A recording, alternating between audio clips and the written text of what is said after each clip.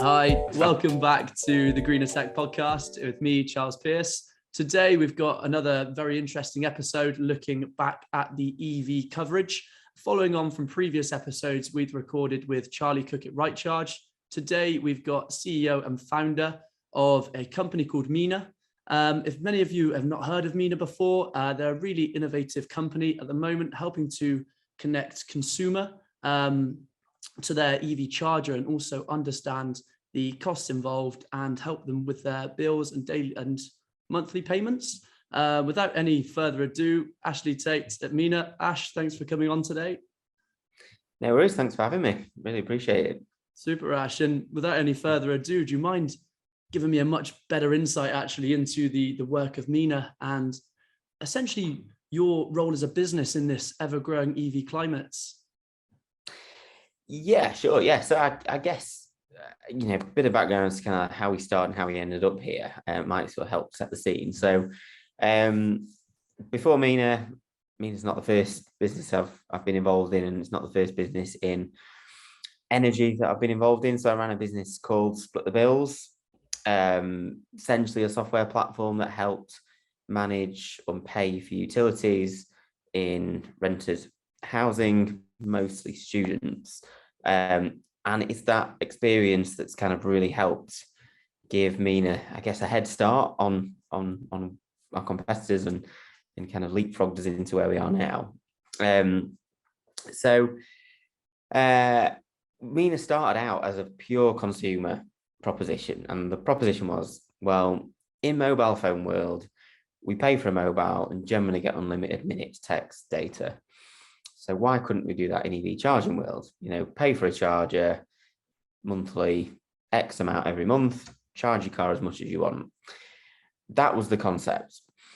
And it didn't take off, in all honesty. And in some ways, I'm so glad it didn't, because given how crazy the energy market's gone now, certainly the pricing that we were setting 2-3 years ago would have wiped us out. So, all things said, glad consumer didn't work out. But what we saw was that there was a lot of questions being asked, a lot of debate going on, especially on LinkedIn, from businesses. And businesses are really the sector, if you like, that's driving the transition to EV. We've got big fleets like BT Openreach going, we're going to transition to net zero by 2025. It's come down from 2030. These targets are getting shorter and shorter, or closer and closer, as we get closer to them, but also as the targets, become, or the transitions get more aggressive.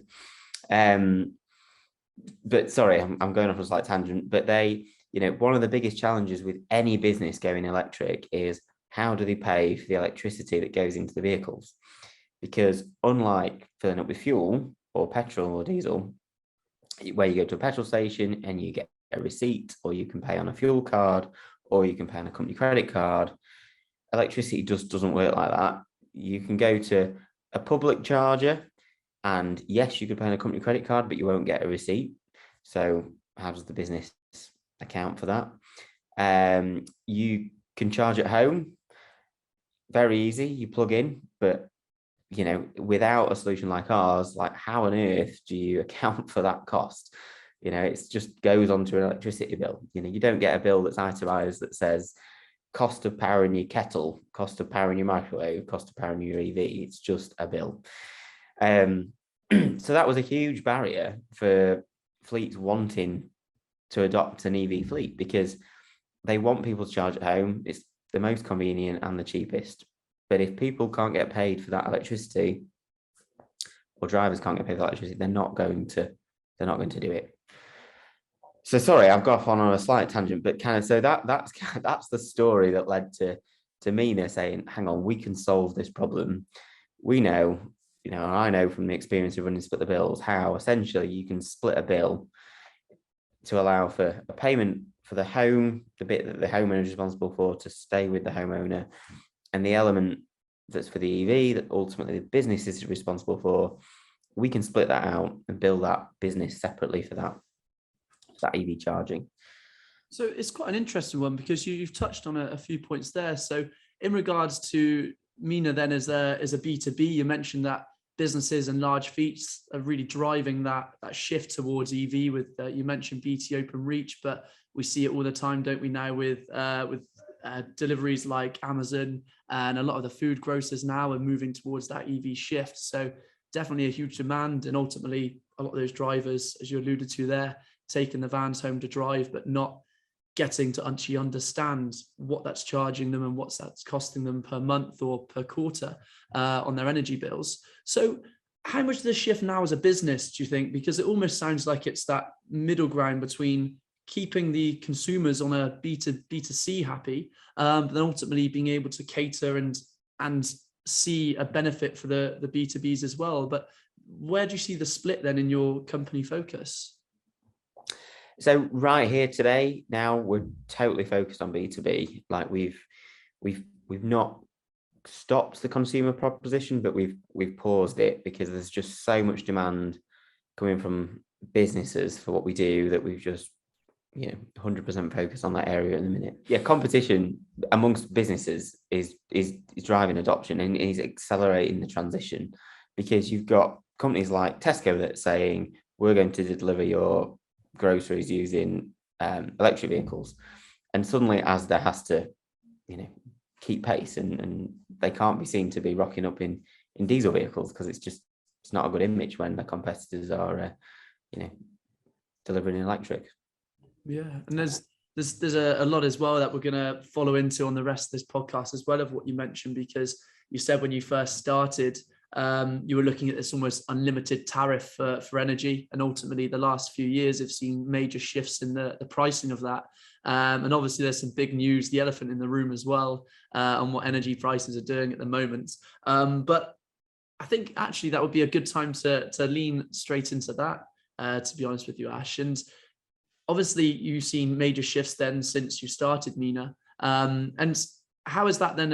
I suppose, how have those years of gradual increases affected the clients that you're working with? And as an add-on to that, what are you expected to see once the energy cap is completely banished in the upcoming months? Yeah, so energy globally has just skyrocketed. This isn't a problem that's isolated specifically to the UK. And, I think if you went back 5 years, there was this kind of impression that, electricity, it's almost free. So if you get an electric car, you just completely cut out the cost of charging. And that kind of isn't true. There is a cost of electricity, and it isn't as cheap as people think it is. The current market conditions around electricity has driven the price up considerably. But home is still, around 25-30% cheaper than charging in public. And the main reason that, home tariffs have increased quicker than we've seen the public network increase. And mainly that's because the public networks will be locked into long-term fixed contracts, possibly with 3 or 5 year hedging deals. But as they come to an end, inevitably, their costs are going to go up, so they're going to put the cost up of charging on the public network. And even today, even before the energy market exploded, we were seeing public charging costs equal, if not exceed, the cost of filling your car with fuel. Like, public charging isn't cheap, but it's necessary. Not everyone's got the privilege of charging at home, but home charging, if you can do it, is still cheapest place to charge. Luckily in the UK, or unluckily, depending on people's perspectives, we have a price cap, which means that as long as you essentially stay put, don't do anything, stick on the standard variable tariff, and your energy company cannot charge you more than the price cap that the government set. That's definitely going up. In April, Ofgem will announce by how much in February. If we hear the noises, it suggests that it could go up as much as 50%, which will have a massive impact to people's electricity bills at home. And obviously, if you've got an EV, that's going to be a big impact too. But, for businesses, 99% of businesses we speak to, the transition to electric vehicles is not all about cost. These vehicles are typically more expensive than petrol or diesel, and a lot of people are doing it for image, because they have to be seen to be doing the right thing, but also because they've got other targets. They want to get to net zero. So I think we've kind of got to get over the fact that, we'll only switch to EV if it's cheaper than petrol, because that should not be the reason we're trying to move to EV. Really, we should be moving to EV because it's the best thing for the planet. Not much point in saving money for the future if the future doesn't exist. Yeah, absolutely, in jeopardy. And then one point I wanted to touch on, and you mentioned it there. So looking at home charging is typically cheaper, and is cheaper than public charging points. And obviously part of that is the original saving and grants from the government on the OZEV grants. So up to £350, if I'm not wrong, back on the cost of installation of a home charge point. Obviously, there's been some updates in the news recently on that as well. What do you think the termination of the OZEV grant is going to impact in, say, the EV manufacturing network? Yeah, no, good question. I think we'll see a lot more people just not installing chargers at all and just trying to use 3-pin. From a safety point of view, using a 3-pin long term is not a good idea. I think we'll see an influx of cheaper chargers come into the market, which could be a good short-term win. But if those chargers break or are no longer working in 3 years, there's a trade-off there. And I think we'll see a lot more finance, lease, and we're looking at something now, especially for businesses, where they can pay for it's charging as a service. So we'll provide the charger. They don't own the charger, but we'll guarantee they'll always have a working charger. So pay monthly. If it breaks, we'll fix it. Repair and replace essentially within 48 hours. So I think we'll see a shift to that model more. There'll always be people that want to buy a charger and have one installed. I mean, even today, you can spend £2,000 on a home charger if you want to. And there's a market there. You can spend £200 on a charger if you want to. And I think where the OZEV grant really helped was to really bring that middle ground down of a charger that would typically be £900, £1,000 closer to the £500 mark, which kind of then there's a tipping point in a purchaser's mind, isn't it? And do you think so?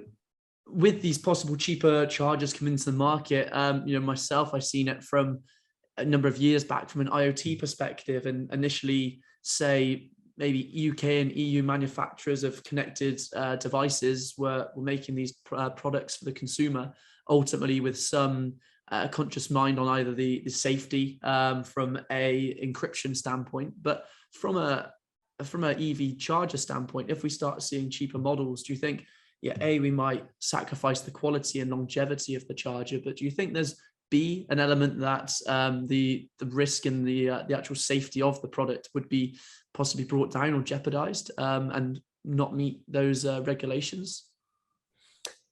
I guess, yeah, that's always a risk. I mean, that there are definitely regulations in place to stop any electrical equipment, ending up in someone's home that could essentially burn the house down. But if someone's faced with a £1,000 cost versus a £200 cost, inevitably those £200 charges will be poorer quality. So, and these things consume a lot of power. This is like having an oven turned on for 8 hours. You wouldn't do that to your oven, but there's the equivalent, if not more, power going through that charging cable than there is, going into your oven.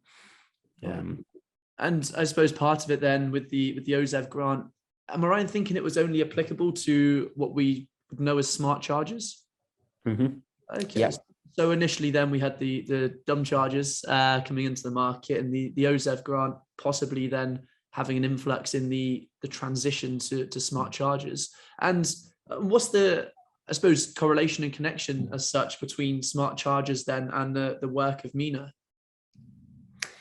Yeah, again, good question. So in terms of what we do at Mina, we can only work with smart chargers because a key part of what we need to deliver our service is the data that comes through the charger, which ultimately records the amount of electricity that goes into the vehicle. Having said that, we do have ways of obtaining data directly from the vehicles themselves. We always prefer to go by the charger though, because the charger is usually fixed in one place. There is usually a mid-approved meter in the charger, or certainly the chargers that we push and recommend have. The issue with the car is they can go offline, they can run out of data, there's a number of reasons why the car's not 100% reliable. I don't think the OZEV grant will see a massive shift back to dumb chargers, because there is law in the UK now that basically says you cannot install a dumb charger. It has to be smart, and it has to meet certain criteria of smart as well. But there's people will find a way around that. There's nothing, while it's law, there's nothing stopping someone buying a charger from wherever they want and installing it. Yeah. So yeah, I think there'll be and you had to be OZEV qualified installer to claim the OZEV grant. Obviously, when OZEV grant goes, there's no requirement to be an OZEV qualified installer. So, we will see probably electricians that have never installed one before trying to install them. I do think there's a potential risks there, and and what we're kind of doing is trying to encourage businesses to think about that, because if you're saying, oh, your next car has to be electric, and you as the employee have got to install your own charger, it's kind of like, okay, if they buy a cheap charger and it goes wrong, whose fault is that? The employer. There's a bit of a risk there. So yeah, and it sounds really interesting, the business model which you mentioned, which is almost, I suppose, that combination between I don't know what the acronym would be for it. Obviously, we've got SaaS, which would essentially summarize the model of Mina, but I don't know what you'd say. Have you got a term in mind actually what you'd use for this almost charger in the home as a service? Yeah, kind of that. Yeah, charging as a service. We've kind of coined it as, I guess, the idea that, but we're kind of used to it. Like if we think of like broadband, we don't go and down to Curry's and buy a router and then ring up Virgin and say, right, I've got my router, can you give me broadband? Or you don't get Sky TV. Gone are the days where we installed our own dish and box. It is kind of there. It does exist, like TV as a service, broadband as a service, but we just call it broadband. And I can see EV charging going very much down that route. And in that model, then, would you alleviate? So, speaking to some people recently, and they find there's a bottleneck then between the purchasing of the EV and ultimately then setting up this EV charger at home and having everything then sorted for them. Is that model in which you're going to implement essentially going to alleviate that bottleneck for the consumer as well? Yes, I suppose, in a word. I think some of the biggest challenges out there at the moment, you spoke about Charlie Cook in one of the previous podcasts. People are just overwhelmed with choice at the moment, and to most people, a charger is a charger. And to be honest, they are. Nearly every charger will charge your car, regardless of what charger you buy and what car you've got. It will put power in it, and yet there's a difference in price point. To some of them thousands of pounds. Whereas most people just want to go, and that's often what causes delay. To be honest, they're like, "What do I buy? Should I buy this one? Should I buy that one? Who should I install it?" It's a bit of a headache where you just want to go, right, I'm getting a car, need a charger by this date. Where do I go to make that happen? And and I guess what we're trying to do with the lease model is say you can do that without having to, either fork out another £1,000. You can buy a car now with no deposit or £99 deposit. if you're buying a car, £99 deposit and paying £1,000 for the charger, it's kind of a, something doesn't quite feel like it's lined up. Yeah, absolutely. It's almost bringing that to the forefront of the consumer as well, then just to make that whole purchase circle a lot easier. And then one thing I wanted to touch on as well with yourself, Ash, and is something which has almost been spoken about in this conversation already, but in the background, and I think it's an amalgamation of all of these things, is the advisory fuel rates which the government put out for obviously internal combustion, petrol, diesel, but also electric as well. And from your view, then, it's the electric advisory fuel rate, admittedly not something I've had impact myself. Walk to work, I'm pretty much living quite central, so for me, I do barely any miles. But for people then that are doing a lot of miles, is the current advisory fuel rate suitable for what they're doing and their expenditure from a financial standpoint? And if not, what do you think it needs to be, and how can Mina help them to understand that as well? Yeah. So I think with AFR, with the advisory fuel rate, that works because typically the cheapest fuel to the most expensive fuel that you can buy on the market today, 5-10% difference, not a massive gap. And if you choose to take a Porsche 911 as a company car, that's kind of your choice. And yes, if the AFR rate doesn't cover it, that's your fault kind of thing. But AFR covers the cost of fuel for pretty much most or every sensible car van that you're likely to see be issued as a company car. Whereas AR, unless you buy a Zoe and charge it purely at home, the chances are you're out of pocket on the AER rate. And I don't think we'll ever get to a place where AER works, because the difference between the cheapest off-peak tariff that you can charge at home and the most expensive public tariff is, over 1,000% increase. So, we're talking like crazy variances, and they will always be there because home is always going to be cheaper. You've got far more flexibility to charge off-peak. Whereas if you want to charge quick or fast, you need to charge fast and you're on the public network, they can charge you almost what they want. We're seeing people accept the AER rate at the minute, mostly because these are people that want to get into EVs. There's loads of other benefits around tax. So employers are saying, well, you're saving £200 a month on your company car tax, so you can be out of pocket 50 quid a month on your fuel. And you can kind of get that argument. But at the same time, you could say, interest rates have dropped, your mortgage is cheaper, so I'm not going to reimburse you, a tenner for your lunch, I'm going to only reimburse you a fiver for your lunch. It's kind of a bit like, doesn't seem quite fair. And we're seeing it now when companies are saying, right, the only car you can take is an EV, or certainly in the van fleets where they're being forced, not forced to charge at home, but said, here's a van, go and charge at home. They're getting 5p a mile and they're getting bills that are, equate, we've done the maths, typically 9 to 12p a mile is what we're seeing. Right. But you can't just give someone 9 to 12p a mile without evidence of that, because there's tax implications. So, I guess cutting to the chase, what we do at Mina is we make sure that every driver is paid fairly and accurately. We track every tariff at home, we track every charge on the road. So every pound or penny that's been spent by the business goes straight back to the energy supplier or the charge point operator at actual cost.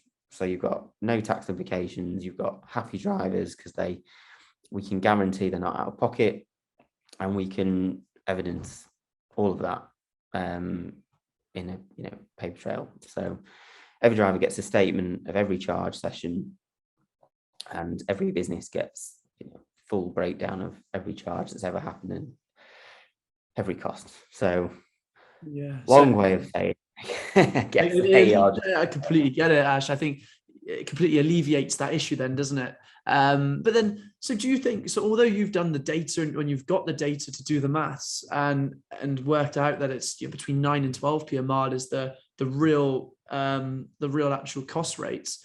Do you think then there will be any shift with the price of energy? You mentioned there's a huge fluctuation between highest and lowest costs, but do you think moving forwards the AER rate will move considerably, or do you think it's going to be quite a slow transition with typical infrastructure governmental regulation? I think it will move. I think it'll move up. I mean, it's already gone from 4 to 5p, but that took months. And by the time it got to 5p, it was already not enough. But energy's so volatile. Like fuel is volatile. Like we see price of fuel going from £1.20 to £1.40 and back to £1.20 again. But we're seeing energy go from like 12p to 40p to 20p. Like it's all over the place. And that's not likely to settle down anytime soon. I mean, I certainly think the next 12 months, energy is going to be high. I haven't got a crystal ball, but there's lots of reasons why it will likely settle and drop in the long term.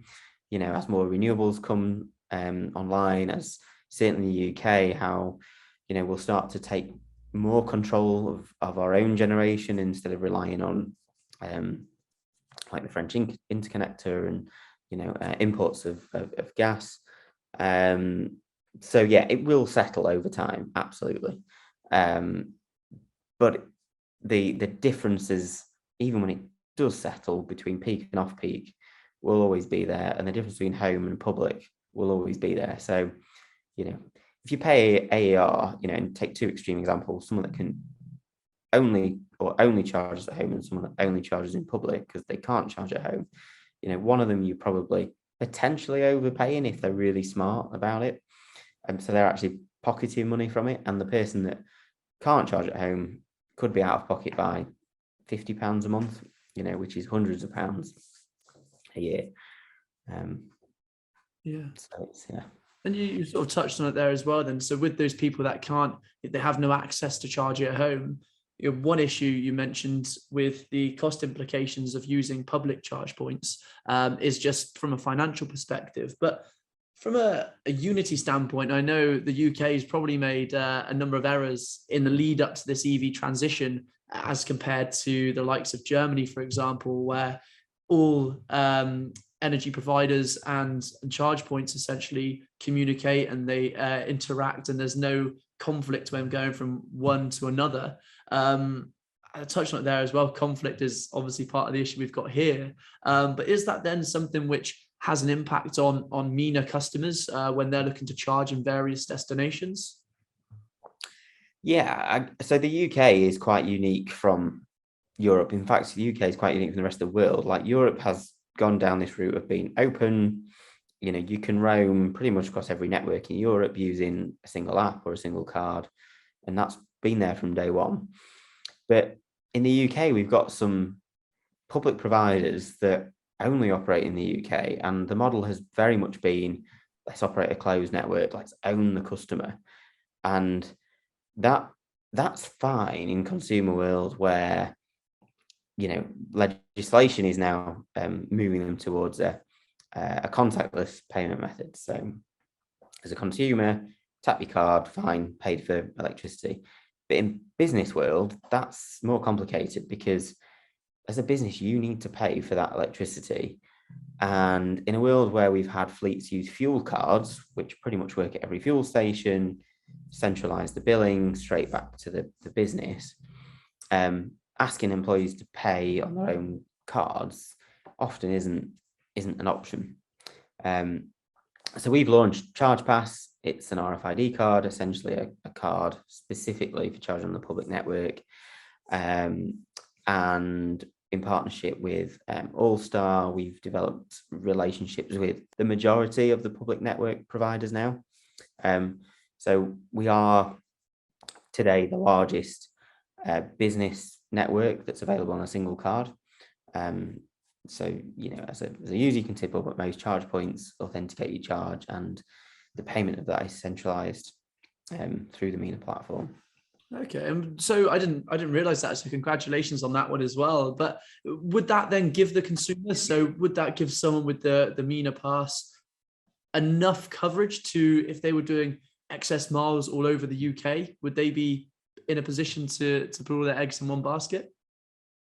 Yeah, absolutely. I mean, we've got over 5,000 charge points across the UK now. We've focused very much on the rapid chargers, so there's lots of people that will throw around vanity numbers around. We've got, 12,000 chargers, but if 10,000 of them are 7 kilowatt chargers, I mean, I've even seen some public chargers that are 3-pin. It's like, that's not a charger. It's just a plug. A plug that will take you 36 hours to charge your car is not an option, So yeah, very much. We focus on the rapid networks, 50 kilowatts and over. Other than in London, where we've got Source London, who, we see a lot of utilization for people who live in London who don't have the privilege of parking on their own drive. But yeah, you could drive pretty much anywhere in the UK now, and use Charge Pass to charge. Yeah, to support an EV user. Nice. And with what we're seeing from Mina, and you've mentioned a couple of the transition of the business from where it first started to where it is now in a very B2B focus. But you've mentioned a couple of the products that you've launched along the way, which will ultimately help to support the transition from users from internal combustion to EV, but then also to help them with their on-the-road charging as well. Do you see those two products as something in combination which can essentially solve the whole issue? Or is it a case of these are two products which will help to solve a piece of the wider problem in regards to EV adoption and in regards to problems that everyday EV users face? Well, when we started out, we focused purely on home, and we said, we're just going to focus on home. That's a nice niche. Let's let everyone else figure out everything else. And we quickly realized that's not what we're about. We're about, our mission is to make the payment of EV charging radically simple. And payment of EV charging can happen at home. It can happen on the public network. It can happen at work, either in a depot or a workplace car park. And so we've launched a product around that now. We've got work charge. So essentially those three elements: home charge, work charge, Charge Pass, all come together in a single dashboard. And as far as I'm aware, today we're the only platform that can display those kind of three areas of charging all in one place. So as a fleet manager or fleet operator, you could click on any driver, any vehicle, and see every single charge event and the cost of every single charge event, as well as the carbon impacts of those charge events. So we have an integration with National Grid. So we'll pull down the grid carbon intensity in real time. It's updated every half an hour. So, it doesn't matter where you charge, you'll see everything in one place. And then the fourth element of this, and we're working with a partner to deliver this, is there are people that live in places where they can't charge at home. There's no public network nearby, or it's really inconvenient to get there. They may don't have an office car park, so it really restricts where they can charge. So we work with a partner called Charge Fairy, and essentially they're a fairy, if you like, that turns up in the night and charges your car. It's a giant rapid charger on wheels. We can offer that, and that's all billable via Mina. So as a business, you still get a single bill and a single platform. Yeah, I think it's great to hear the amount of data then that you can generate, especially mentioning about the carbon intensity, because sometimes that's one element which goes under the carpet a little bit, where people assume, this is great, but at those most carbon intensive times, it's surprising to see the footprint which is essentially generated from that charging period. And with the platform as well, obviously there's the three main elements, and you mentioned about the Charge Fairy, which is being integrated into the platform at the moment. As a fleet operator, and I suppose almost from a cost perspective, are these things able to be toggled on and off? So take the charge at work, can it be toggled on and off to then fluctuate the price almost, which they'd pay per month? Yeah, essentially. I mean, so we need to install our software on the hardware. We can do that remotely, but without the software running the charge point, you can't charge. So it's very easy to toggle it on if you like, but if you toggle us off, you've got a bit of a void that you've got to fill. So, typically where we're doing these implementations, we're going in and we're fixing a problem for the long term, not necessarily just for the short term. But for example, if so one of the products we're about to launch around home is home charging guaranteed uptime. So we're saying that you will always be able to charge your car at home, and if you can't, you can charge on the public network for free until we fix it. So I guess in terms of toggling on and off, you can toggle on public charging in an emergency, for instance. We can restrict certain networks. There's certain networks that charge extortionate fees.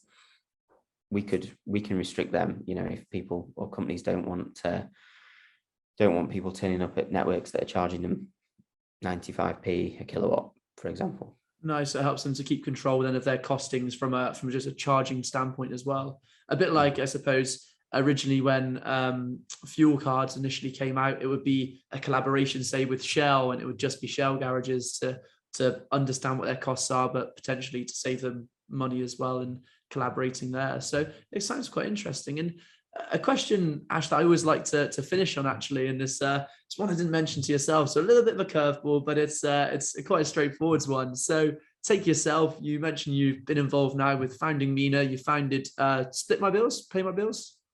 Split the Bills, yeah. Split the Bills. Yeah. So you founded Split the Bills before.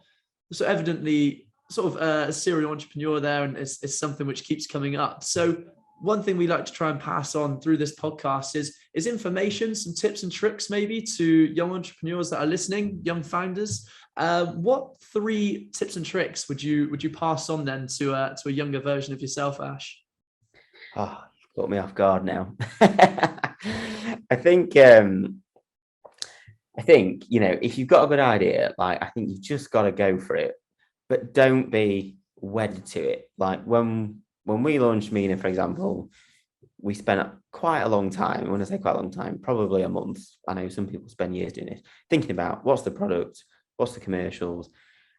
We took it to market and it was like nobody bought it. So it was like, okay, quickly, where's the next opportunity?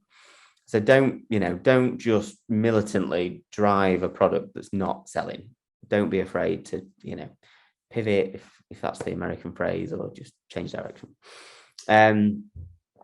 Never underestimate how much it's going to cost. Like, you can write the best business plan in the world. It will not go to plan.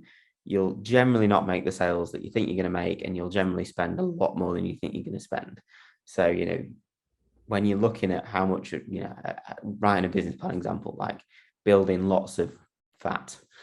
And, I think, it's, people say, oh, just, I'd never have the courage, or I couldn't do something like that. How do you do it? And I think it's not that complicated. It's just, a lot of it is common sense. And a lot of it you will, if you've got the right motivation, you'll learn on the job. But, I definitely wouldn't recommend people at a certain stage in their life to, I don't know, remortgage the house, quit the job, and pile all that money into a new business. It is like super risky. Like, it hasn't been plain sailing. Like at Split the Bills, we ploughed hundreds of £1,000s into a domestic energy supply business, and that was an absolute disaster. That was literally like driving on the motorway, throwing £50 notes out the window. It was the worst experience of my life. But you've got to kind of realize that just not everything works on paper, and start slowly. Don't put your entire life on the line. I would say. Think smart, but be resilient as well. Nice. Ash, thanks so much for coming on in today. Mina's been a company I've actually been following for quite a while, so it's actually really good to speak to yourself, understand what the company are up to, the mission, the message, but equally some of the new products that you've been pushing out as well. And really looking forward to seeing some more content as it's released, and ultimately look at the soon to be finished platform. But as you mentioned, tech's always evolving, so I'm sure it won't stay that way for long. But thanks very much. No problem. Thank you very much for having me. Yeah, it's been great talking to you.